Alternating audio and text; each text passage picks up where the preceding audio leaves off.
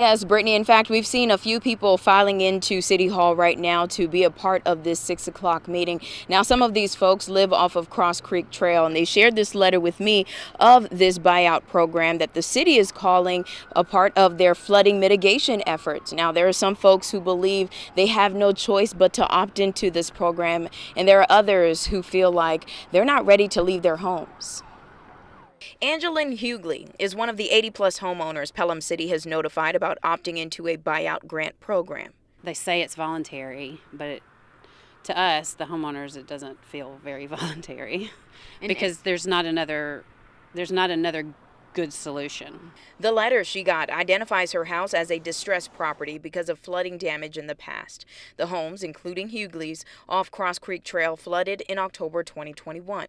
It's moving all underneath here. We did our own property searches and stuff to see, and there were no flood claims on this property.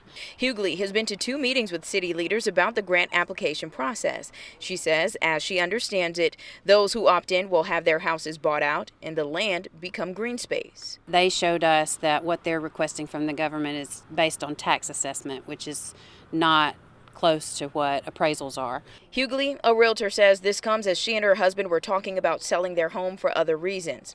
If FEMA approves this grant, she just wants to see city leaders be fair to every homeowner. If we have to leave, just let us leave in peace, but let us leave with something, because I mean, these are our whole lives. We have a couple of years worth of memories here, but some people have 20 or 30. And that's lots of kids and grandkids and ups and downs.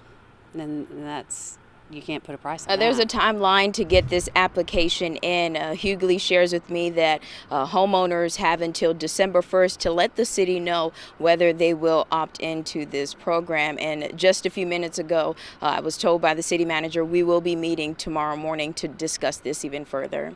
We're live in Pelham. I'm Magdala Lusant, WVTM 13.